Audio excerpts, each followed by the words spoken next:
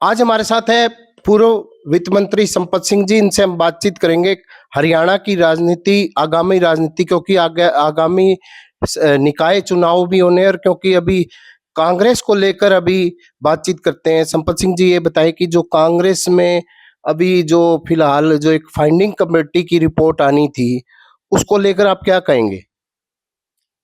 देखिए, मैं तो ये कहना चाहता हूँ, पार्टी से पहले मैं किसान की बात करना चाहता हूँ। और किसान जो धरने पर बैठे हैं, और एक किसान नेता ने, डल्लेवाल जी ने, पिछले 37-38 दिन से अनशन पर बैठे हैं। तो उनकी जान बहुत बड़ी कीमती है, उनकी जान की। बहुत बड़े कांग्रेस के वो नेता हैं, बार बार उन्होंने कांग्रेस हित में लड़ाई लड़ी है। और उनकी बात ना सुनकर इससे ये लगता है कि भारतीय जनता पार्टी का किसान से कोई लेना देना नहीं है। देखिए, ना तो कोई उनसे बात कर रहा, काम बात क्या, मेन बात तो यही है कि एमएसपी और with C2 formula plus 50% profit, उसकी बात कर रहे हैं। आप दवाइयों पर तो लगा देते हैं आप मैक्सिमम रिटेल प्राइस, और यहाँ ये मिनिमम प्राइस मांग रहे हैं ना। जो मिनिमम मांग रहे हैं वो तो आप दे नहीं रहे हैं, मैक्सिमम वालों को मैक्सिमम आप देने लग रहे हैं। तो इस तरीके से उनसे बात करके मैं पहला तो ये कहना चाहता हूँ, इस बात को मानना चाहिए, ताकि सारे किसान थोड़ा अपना पैदावार को बढ़ा सके, अपना काम कर सके। जहाँ तक आपने पार्टी के बारे में पूछा, 3 महीने हो गए हैं, अब तक मुझे नहीं लगता कि पार्टी में कोई हलचल हो रही है। बैठी है कमेटियाँ, फैक्ट फाइंडिंग कमेटी हरियाणा में बिठाई गई। मुझे सबसे पहले तो उस कमेटी के जो मेंबर मैंने देखे तो उसी पर अफसोस आता है मुझे कि सारे हारने वाले जो कैंडिडेट हैं ना, जो इनके अपने थे, निजी थे, उनको उसमें मेंबर बनाया, और वो कोई रिजल्ट नहीं काट पाए सिवाय इसके कि ये तो मशीन में गड़बड़ हुई है। अरे भैया, मशीन में गड़बड़ हुई है तो ये और प्रदेशों में नहीं हुई मशीन में गड़बड़। आपकी कई जगह आपकी सरकारें वहाँ नहीं हुई। जहाँ आप 37 सीटें जीतते हैं, ये कैसे जीत गए? इसका मतलब 37 मशीनों ने जिताई आपको, आपको तो जीतनी नहीं थी कोई ना कोई। फिर इस्तीफा दिला दो 37 से, क्योंकि मशीनों की वजह से ये जीते हैं लोग, तो गलत जीते हैं ये। मतलब कहना मेरा यही है कि जिस तरीके से कांग्रेस पार्टी काम करती रही है पहले, ये कांग्रेस पार्टी एक छाप थी, वो छाप धीरे धीरे कुछ लोगों ने खत्म करने का प्रयास किया है, और वो अपने मनसूबे में कामयाब हुए हैं।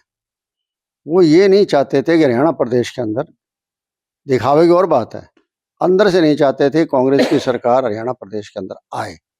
वो ये चाहते थे या तो हम आए और या बीजेपी रहे, ताकि जो भी हमारे खिलाफ चीज़ें हैं, हम आराम से नींद सो सकें, हमें कोई छेड़े ना, हमें कोई तंग ना करे राज की पार्टी। तो मंशा कुछ और लेके चले थे, और वो मंशा उन लोगों की पूरी हो गई है। देखिए, कहते हैं सर्वे की, मैं सबसे पहले ये पूछना चाहता हूँ कि जिन लोगों ने अप्लाई नहीं किया उनको टिकट कैसे दे दी? कई लोग ऐसे हैं जिन्होंने अप्लाई नहीं किया था और पहली बार एप्लीकेशन मांगी गई थी, पहले कभी नहीं मांगी, 20-20 हज़ार रुपये दिए गए थे, 2700 करीबन कैंडिडेट बन गए थे। आपने किसी को नहीं पूछा बाद में? कम से कम बाद में उनसे पूछते सही, भाई क्या हुआ, आपके हल्के में क्यों हारे गए?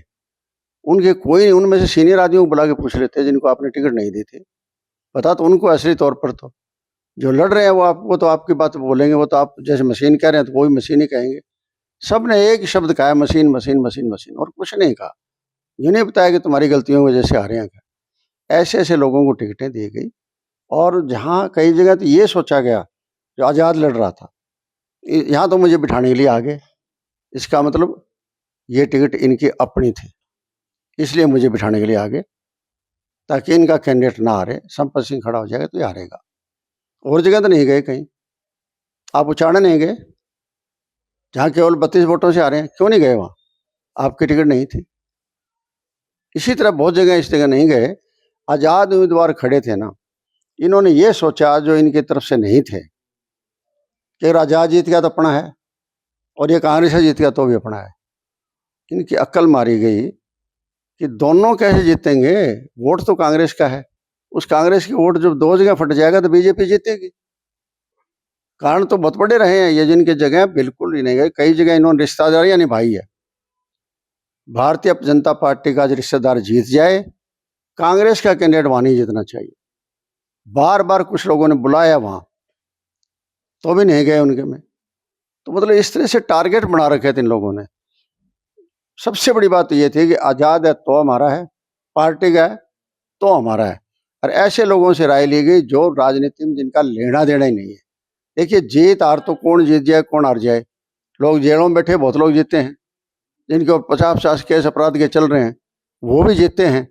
तो जीतना ही है, कुछ नहीं होता। पब्लिक के अंदर एक छवि होती है। और जैसे मेरे जैसे आदमी के साथ तो एक किस्म की मेरी हत्या ही की है, राजनीतिक हत्या की है इन लोगों ने। मैं 2009 में लोकदल से तंग आकर इनके साथ आया था।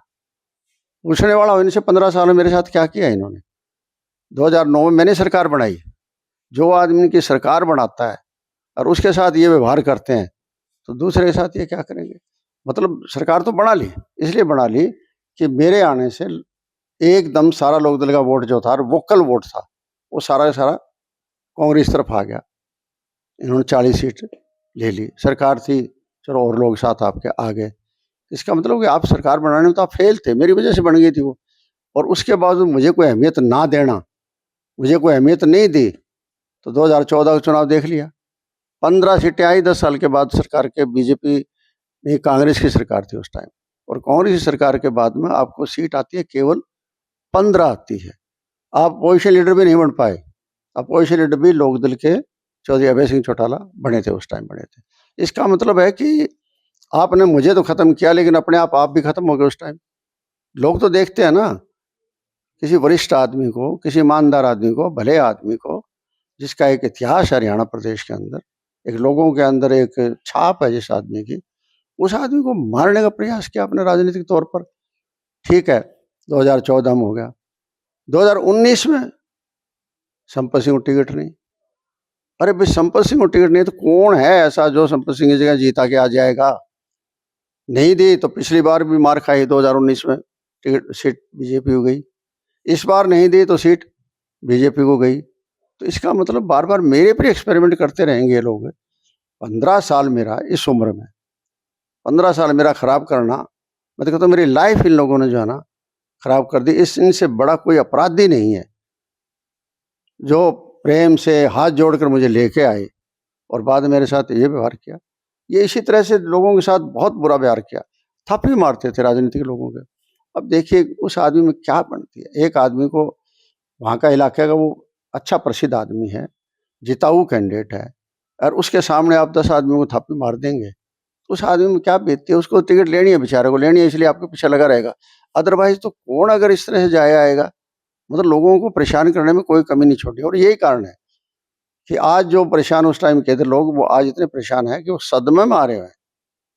और हजारों लोग सदमे में, लाखों लोग सदमे में आ गए हैं चुनाव हारने के बाद, क्योंकि हर आदमी चुनाव की जीत लगाए बैठा था। और जीत थी, इसमें कोई दो राय नहीं, माहौल कांग्रेस के हक में था। लेकिन जिस तरीके से सीनियर लोगों को इन्होंने इग्नोर किया और घर बैठ के टिकटें जैसे इन्होंने बांटी, उसकी वजह से सारे हरियाणा प्रदेश का नाश करके जो है इन लोगों ने छोड़ दिया। और अब फैक्ट फाइंडिंग कमेटी है। फैक्ट फाइंडिंग में है कौन, हारने वाले हैं। अरे भाई, 2700 जो कैंडिडेट थे जिनसे 20-20 हजार रुपये आपने चंदा लिया था, उनको बुलाओ ना, वो बताएंगे कि आपने कैसे लोगों को टिकट दी थी। इसकी तरफ तो कोई ध्यान ही नहीं है। सबसे बड़ा रीजन यही है, टिकट का बंटवारे का रीजन है। दूसरा, जैसे कि आजाद खड़े कर दिए, इन्होंने खड़े करे और इल्जाम लगा रहे हैं बीजेपी ने पैसा दिया। क्यों नहीं देगी बीजेपी पैसा? बीजेपी जीतना चाहती है। जब आपके दोनों कैंडिडेट बंट जाएगा वोट तो बीजेपी का आ जाएगा। ये सारा धंधा किसी नहीं किया, इन लोगों ने खुद किया। तो मैं तो ये कह सकता हूँ कि जब तक ये लोग बैठे हैं, इनको पार्टी के ऊपर जो है ना थोड़ी सी तो मर्सी देखनी चाहिए कुछ। अब तो पार्टी को जो है ना सांस लेने देंगे। इस तरह से पार्टी का गला घोंटा जा रहा है। मैं तो हाईकमांड से कहना चाहता हूँ कि जल्दी हरियाणा प्रदेश के अंदर एक ऐसा संगठन खड़ा करे जो लोग सराहे, जिसको वाकई में लोग ये कहे कि हाँ, ये संगठन जो है ना बढ़िया बना है। वो बनाने की बहुत ज़रूरत है। अब चुनाव की घोषणा तो कर दी हमारे अध्यक्ष जी ने, पर सिंबल पर लड़ेंगे, लड़ लो, सिंबल पर लड़ के देख लो, रिजल्ट आ जाएगा आपके सामने। इनको अभी तो सिंबल से बचना चाहिए, इस सिंबल को और तो नहीं करनी है इसकी, तो कर लेंगे, ठीक है, चुनाव आ रहे हैं। आज कहीं भी आप जाने लायक नहीं बचे हो, कहीं नहीं जा सकते आप। किसी कांड मुकांड तो जा सकते हो घर में किसी के, लेकिन कोई मीटिंग नहीं कर सकते, लोगों को आप फेस नहीं कर सकते, क्योंकि आपने इतना बड़ा अपराध किया है, लोग आपको माफ कभी नहीं करेंगे। कई बार ये कह देते हैं कि फलानी जाति का लीडर है, कौन रहेगा फलानी जाति का लीडर? भिवानी में देख लें, 6 सीट है, एक आई है दादरी और भिवानी में लाके।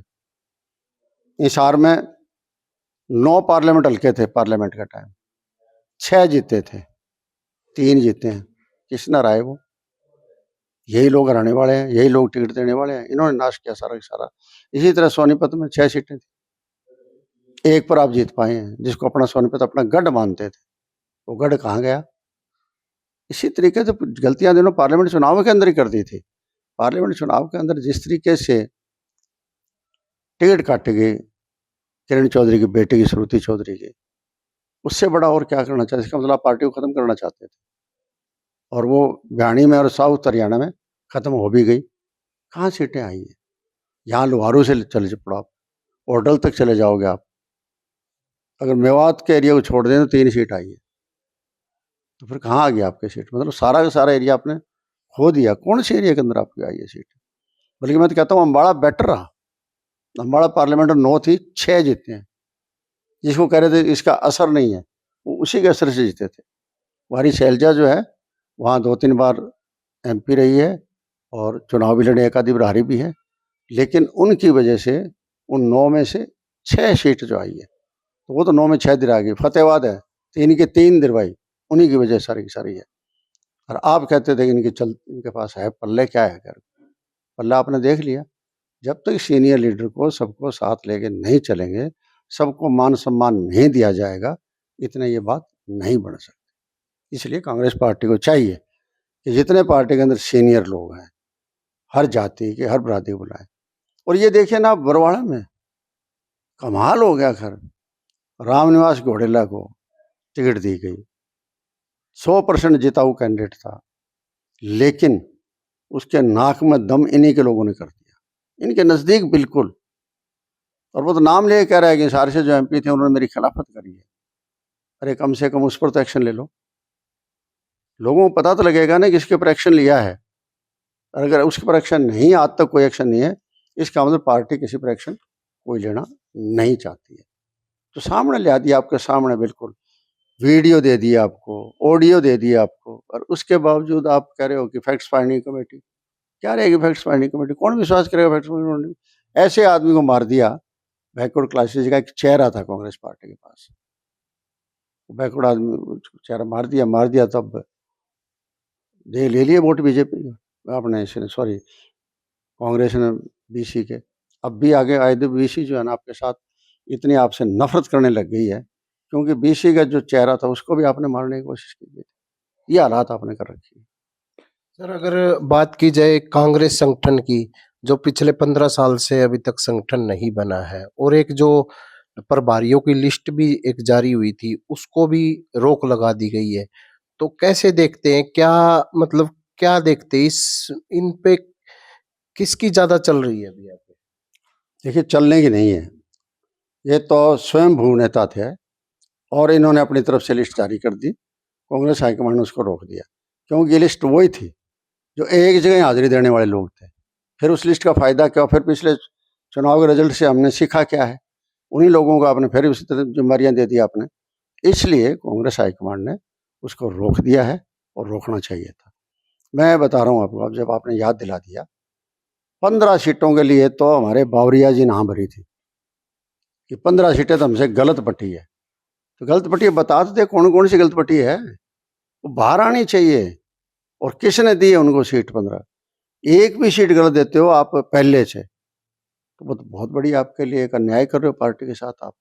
और आपने 15 गलत सीटें दे दी, इसका मतलब आपने बहुत बड़ा अन्याय किया, पार्टी के साथ किया है, चौड़ा आ गई है, और उसको बताने के लिए तैयार नहीं है। इसीलिए तो लोग आपको मुंह नहीं लगा रहे, या तो बताओ से लोगों में जाके कि ये 15 चीजें भाई हमारी गलती होगी, हमने कत्ल कर दिया इनका राजनीतिक तौर पर, इसलिए अब जो है ना हमें माफ करो। इतने तक इनको कोई मुंह नहीं लगाएगा। तो आगे जैसे नगर निगम के चुनाव होने हैं तो कैसे देखते हैं, क्योंकि अब कांग्रेस पार्टी ये कह रही कि सिंबल पे चुनाव लड़ेगी, क्योंकि आपस में अगर एकजुटता नहीं होगी तो कांग्रेस कैसे उभरेगी?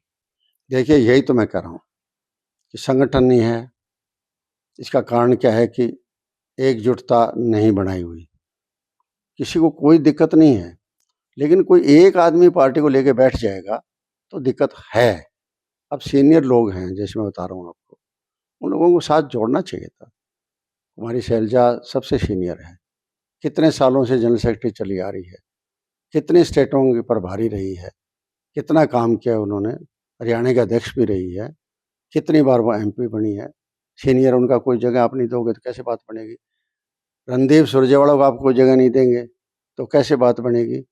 कुलदीप शर्मा को आप जगह नहीं देंगे तो कैसे बात बनेगी? इसी तरीके से आपने जो है कैप्टन अजय सिंह को जब तक आप अहमियत नहीं देंगे, आप डॉक्टर रघुवीर सिंह को अहमियत नहीं देंगे, आप संपत सिंह को अहमियत नहीं देंगे, कैसे बनेगी बात? जो सीनियर लोग हैं, और आप रामदास घोडेला को नहीं देंगे, बैकवर्ड क्लासेस को। ये सारी जातियों को लेना पड़ेगा, आपको साथ लेना पड़ेगा। जब तक आप सबको साथ नहीं लेते, नहीं ले रहेंगे तो फिर तो यही रहेगा मामला। इसलिए इनको सोचना चाहिए कि सभी सीनियर लीडर्स को कांग्रेस पार्टी बुलाए और बुला के खुली डिबेट करे, ताकि जब तक Congress party in house meeting नहीं करेगी, इतने बाहर से आवाजें आती रहेंगी। जिस दिन अंदर की जो आप कहते हैं ना कि पार्टी के प्लेटफॉर्म पर करें, पार्टी का प्लेटफॉर्म है ही नहीं, कहीं मौका ही नहीं देते कोई किसी को मिलने का और का बात करने का, तो फिर कैसे बात बनेगी? मैं तो ये कहता हूँ कि लोगों को मौका दिया जाए कि आओ हम कांग्रेस पार्टी को बढ़ाना चाहते हैं, ठीक है, उभरेगी। लेकिन यही चलता रहा ना तो मुझे नहीं लगता फिर कांग्रेस पार्टी का कोई हल रह जाएगा हरियाणा प्रदेश के अंदर, और हरियाणा में नहीं रहेगा, दूसरी जगह भी नहीं रह पाएगा। ये जरूरी है सभी सीनियर लीडर को बुला के संगठन का दिया जाए, जुम्बारियां दी जाए, और पहले सबसे पहले उन लोगों को नंगा किया जाए जिन्होंने ये राजनीतिक हत्याएं की है। तो सर क्या लगता है, जो पिछले अभी इन चुनाव में क्या लगता है कि कांग्रेस पार्टी ने क्या एक ही जाति को ज्यादा तवज्जो दी? नहीं, सवाल जाति का नहीं था। कांग्रेस पार्टी तो सबको लेके साथ चलना चाहती थी, लेकिन कुछ लोगों ने अपने हिसाब से जो है ना गणित बना लिया अपना, अपने निजी लोगों को।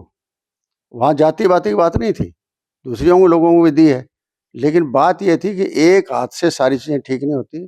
फिर तो एक हाथ का मतलब तो ये होता है कि मोनार्की, कि राजशाही होगी। फिर तो राजशाही तो बड़े लोगों ने कुर्बानियां कर करके राजशाही खत्म करी है। तो इसलिए मैं अकेला ये नहीं कहता कि एक जाति के, हाँ यूँ कहते थे कुछ जाति के नेता हैं, वो वाली बात नहीं है। आप किसी के नहीं रहे, अब आपके सामने आ गई है। और पार्टी के अंदर तो सभी लोग थे, जैसे माहौल बना था उस टाइम सारी जातियां थी। इन्होंने खुद भगाया है बाद में काफ़ी जातियों को, उनकी अहमियत ख़त्म कर करके। जो मैंने बताया ना, जैसे रामनिवास घोडेला को बताया आपको, रामनिवास राड़ा का यहाँ जैसे हाल हुआ, कोई आदमी यहाँ नहीं आया शैलजा को छोड़ के, कोई इनकी मीटिंग लेने, कोई वोट मांगने, कोई और का सीनियर लीडर यहाँ नहीं आया। नहीं आया तो देखो फिर कैसे बात बनेगी। तो ये थे पूर्व वित्त मंत्री संपत सिंह, इनका साफ तौर से कहना था हरियाणा में संगठन बनाए जाने की जरूरत है। और जो फाइंडिंग फैक्ट कमेटी से की जो लोगों से रिपोर्ट मांगी गई थी उसको भी सामने किया जाना चाहिए। और एक और खास बात इन्होंने कही थी, जो दीपक बावरिया जी ने कहा था कि जो 14-15 जो सीटें हैं वो गलत बटी थी, उसमें भी ये जो सीटें कहाँ से गलत बटी गई उसका भी खुलासा करना चाहिए। और उनकी हाईकमान से भी यही मांग है कि कांग्रेस को मजबूती के लिए पूरा एक हरियाणा प्रदेश में कांग्रेस का संगठन का विस्तार होना चाहिए। साथ ही साथ जो सीनियर लीडर है उनकी ही ड्यूटी लगाई जानी चाहिए। प्रवीण कुमार, दैनिक सवेरा, हिसार।